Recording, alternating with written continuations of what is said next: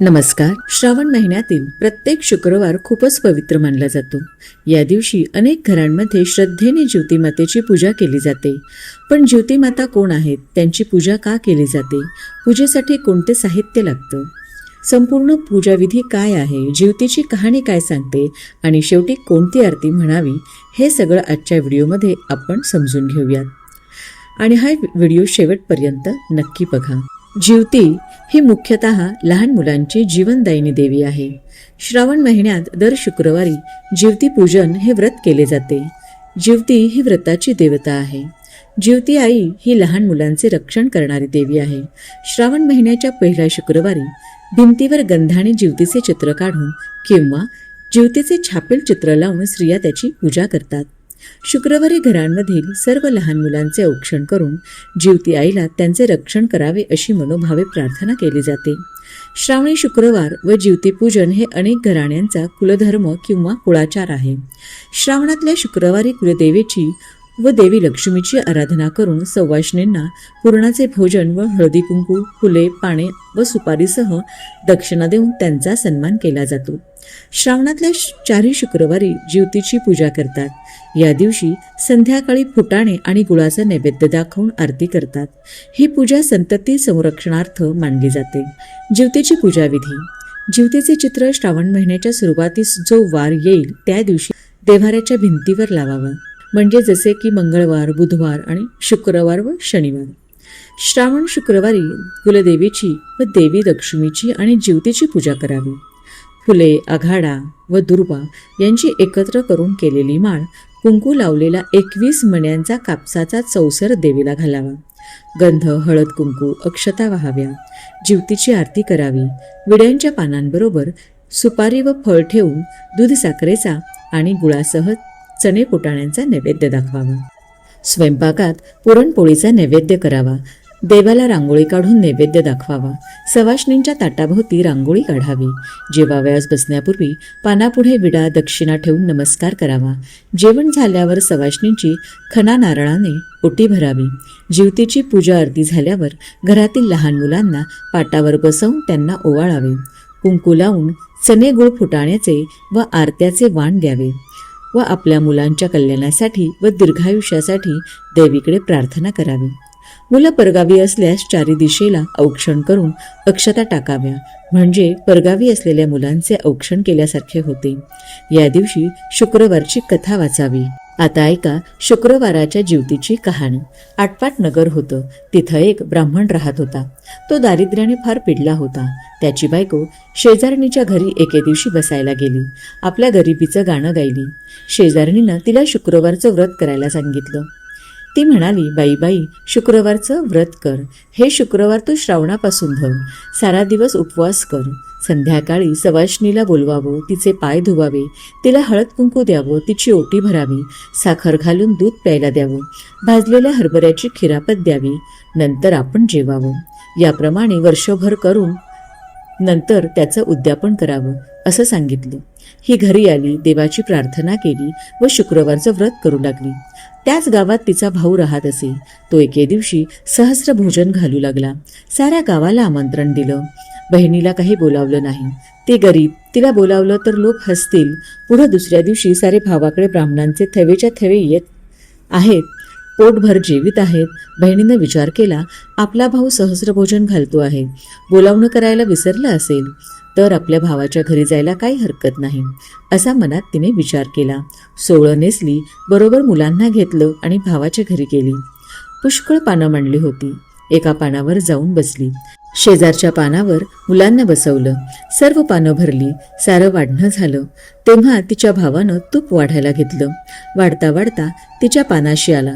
ती खाली मान घालून बसली होती. तिला हाक मारली, ताई, तुला वस्त्र नाही, पात्र नाही, दाग नाही, दागिना नाही. तुझ्याकडे पाहून सगळे लोक हसतात. यामुळे मी तुला काही बोलावलं नाही. आज तू जेवायला आलीस ती आलीस, आता उद्या येऊ नकोस, असं सांगून तो पुढे गेला. ही आपली तशीच जेवली. हिरमुसलेलं तोंड केलं. मुलांना घरी घेऊन गेली. दुसऱ्या दिवशी मुलं म्हणू लागली, आई मामाकडे जेवायला चल. बहिणीनं विचार केला, कसा झाला तरी आपला भाऊच आहे, बोलला म्हणून काय झालं. आपली गरिबी आहे तर आपल्याला ऐकून घेतलंच पाहिजे. आजचा दिवस तितकाच फायदा झाला असं म्हणून त्याही दिवशी ती भावाकडे जेवायला गेली. भाऊ तूप वाढता वाढता तिच्या पानाशी आला. ती खाली मान घालून बसली होती. भावानं तिला हाक मारली, ताई ताई, भिकारडी ती भिकारडी आणि सांगितलेलं ऐकत नाहीस. तू जेवायला येऊ नको म्हणून काल सांगितलं आणि आज आपल्या पोरं घेऊन आलीस. आज आलीस तर आलीस, उद्या आलीस तर हात धरून घालवून देईन. तिनं ते मुकाट्याने ऐकून घेतलं. जेवून उठून चालती झाली. पुन्हा तिसऱ्या दिवशी जेवायला गेली. भावानं पाहिलं, हात धरून घालवून दिलं. फार दुःखी झाली. देवीची प्रार्थना केली. सारा दिवस उपवास पडला. देवीला तिची दया आली. दिवसानुदिवस सुखाचे दिवस दाखवू लागली. असं करता करता वर्ष झालं. बाईचं दारिद्र्य गेलं. पुढे एके दिवशी ती शुक्रवारचं उद्यापन करू लागली. भावाला जेवायला बोलवलं. भाऊ मनात ओशाळा झाला. बहिणीला म्हणू लागला, ताई ताई, तू उद्या आली नाहीस तर मी तुझ्या घरी येणार नाही. बहिणीनं बरं म्हटलं. भावाच्या मनातलं कारण जाणलं. दुसऱ्या दिवशी लवकर उठली, वेणीफणी केली, दागदागिने लायली, उंची पैठणी नेसली आणि भावाकडे जेवायला गेली. तो भाऊ वाट पाहत होता. ताई आली तशी तिचा हात धरला, पाटावर बसवलं, पाय धुवायला ऊन पाणी दिलं, पाय पुसायला फडकं दिलं. इतक्या जेवणाची पानं वाढली. ताईचं पान आपल्या शेजारी मांडलं. भाऊ जेवायला बसला. ताईनं आपली शालजोडी काढून बसल्या पाठी ठेवली. भाऊ पाहू लागला. मनात कल्पना केली, शाल जोडीनं उघडत असेल म्हणून काढत असेल. नंतर ताई आपले दागिने काढू लागली, बसल्या पाठी ठेवू लागली. भावानं विचार केला, जड झाले म्हणून काढत असेल. नंतर ताईनं भात कालवला, मोठासा घास केला व तो उचलून सरीवर ठेवला. जिलबी उचलून मोत्याच्या पेंड्यावर ठेवली. भावानं विचारलं, ताई ताई, हे काय करतेस? ती म्हणाली, दादा, मी करते हेच बरोबर आहे. जिला तू जेवायला बोलावलं आहेस तिला मी भरवते आहे. भावाला काही समजेना. त्यानं तिला पुन्हा सांगितलं, अगं ताई, तू आता जेव तरी. तिनं सांगितलं, बाबा, हे माझं जेवण नाही, हे या लक्ष्मीचं जेवण आहे. माझं जेवण होतं ते मी सहस्र भोजनाचे दिवशी जेवले.